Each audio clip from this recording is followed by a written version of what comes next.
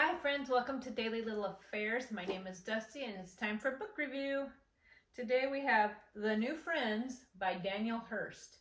And I've read a few of his books, and him and Nicole Trope are my two new favorites that I can't stop devouring because they do them so well. So this is about Becky and Jamie. They're on vacation. They both are kind of like she's like a teaching assistant. He works at a warehouse, kind of just median jobs. They're kind of lower middle class, and late 20s.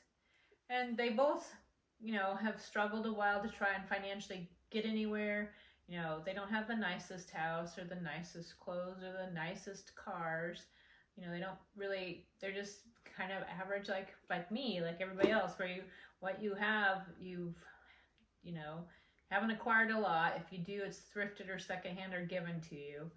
And anyway, they're on a vacation, and it's, median vacation. It isn't the most exotic resort, but it isn't just, I'm having a staycation because you can't afford to go anywhere.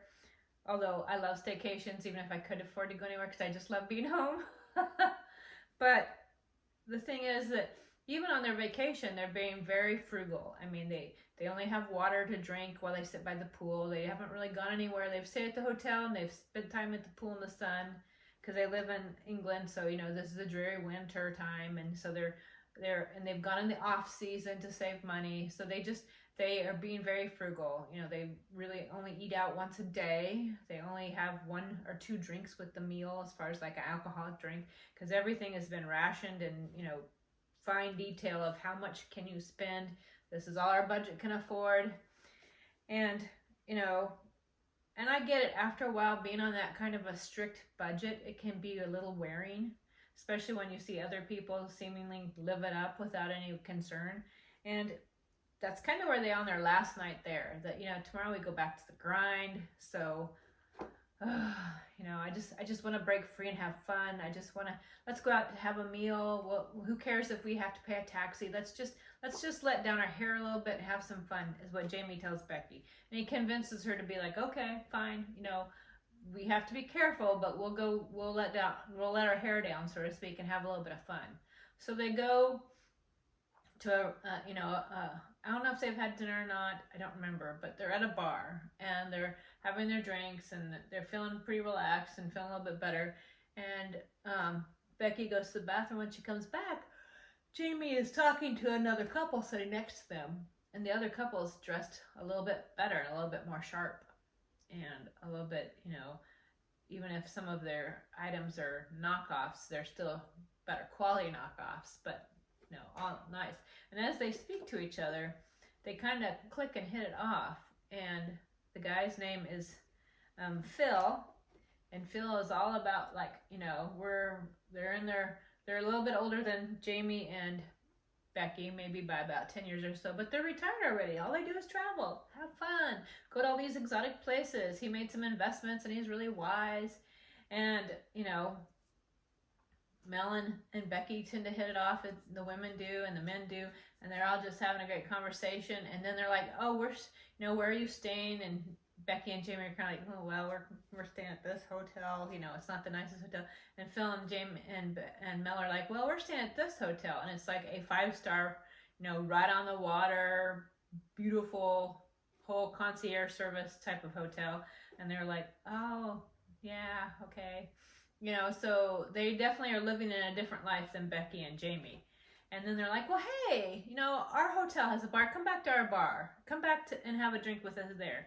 And Becky or Jamie have had enough to drink at that point that they're kind of like, they're not being sharp because their senses are a little bit dulled by the alcohol and the drinks. And they're thinking, what's one more drink? And so they get to the other hotel, and it's just like, they're walking in and they're just wow, because it's, just like this major, beautiful, 5-star resort that they've never even think of staying in, let alone just walking in, so they're like, wow.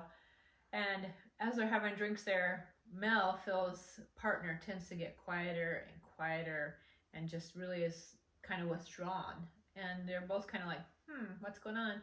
And then finally she's just like, well, I'm going up to bed. I'm really tired. I'll talk to you guys later. And they write it off as, well, she's had a lot to drink. It's a big day. She's just tired. And Phil's all about, hey, we should get together. Where are you living at? Hey, we're not far from there. Hey, let's get back together. Let's exchange phone numbers and keep in contact. So Becky and Jamie go back to their lives thinking, hey, we have some really new cool friends. And not only that, they live close. We can hang out. We can totally be really cool friends with them. And they get back and they get back into their grind, and they're talking, as they've been home for about a week, they start talking about the other couple, about how, they were really a cool couple. And, sure is nice that, wouldn't it be cool to be retired like them and be able to travel and not worry about money? And also, during this time, they both really would like to start a family, but financially weren't sure if they could. And on the sly, Jamie didn't tell Becky, but he's been putting some money aside just for that contingency, so that when the baby did come, they wouldn't have to be concerned about her going right back to work, or, the extra burden of having a baby. So he's saved 8,000 pounds on the side that Becky didn't know about, just as a cushion or whatever for when they have a baby. Well, now they're all excited, so they just start trying to have a baby, because they're like, hey, cool, we have some cushion, we could do this. And as they're talking about things, they start to kind of like, hey, let's get together with Mel and Phil again, because they're a really cool couple, and we kind of wish we had their lifestyle. Maybe I can pick his brain for some extra tips on where did he invest, what did he invest. So they invite him to stay for a weekend, to stay in their home, and they come up and they stay, and Phil's all about, oh my gosh, this is a great time, you guys are such cool people. And he invites Jamie out to have a cigar on the patio while the women talk. And Mel's still kind of reserved. Mel's still kind of hanging back and not fully committed or into it. And Becky's trying to, make conversation, but it's kind of hard because Mel's just kind of withdrawn. And so it's like, what's going on here? Why is she so withdrawn? Why is she so just closed off and don't know what's going on? But she seems to loosen up and have a little bit better of a time, and they seem to have a good time, and they have a good chat. And as they do, well, Phil and Jamie are outside. Phil starts talking to him about investments, and Jamie starts really hey, I want to know what you did. What did you do to invest? What kind of investments did you make? So I would like to make some of those. I have a nest egg, I can invest some of that money. And Phil's like, no, you don't want to do that. You're doing a good job with where your finances are. You just, I know a guy, and he has some inside tips, but it's really risky, and I don't want you to, waste your money. And Jamie's like, no, I want to do this. I'm going to talk to Becky. We're going to figure this out, because I really would like to, get us ahead. Even if it's a little risky, I get it, but I want to get ahead. So Mel and Phil had a good weekend, and they leave, and Becky and Jamie are talking and being like, hey, I really want to invest some of that money. And Becky's like, no. Becky is not about risk. Becky doesn't like any kind of risk. Becky likes the sure thing. And Jamie's a little more loosey-goosey. And then a little while later, like a week or so later, their car breaks down. Jamie's car I think it was Becky's car. And I think they only had one car, if I remember right. So now to have it broke down is a really big deal.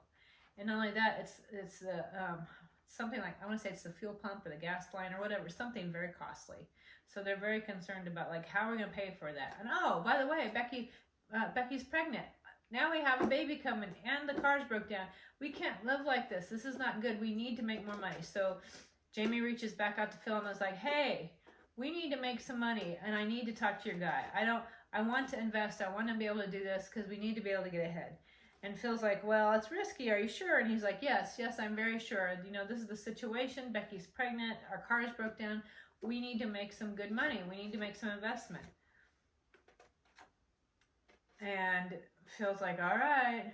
So Jamie and Becky turn over the $8,000 to Phil.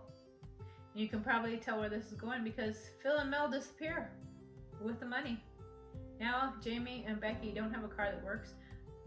She's still pregnant, And now they're out $8,000. And now what are they going to do? And the police can't find hide nor hair of these people, that they just have disappeared. They're just poof, gone. So what happens now? What kind of new friends are these? And is Mel and Phil even their name? So it takes you on this journey of who are they, what happened, and where did the money go, and what's the resolution to this? And much like Nicole Trope, he's very good at bringing resolution that's believable, that feels justified, and also somewhat hopeful at the end.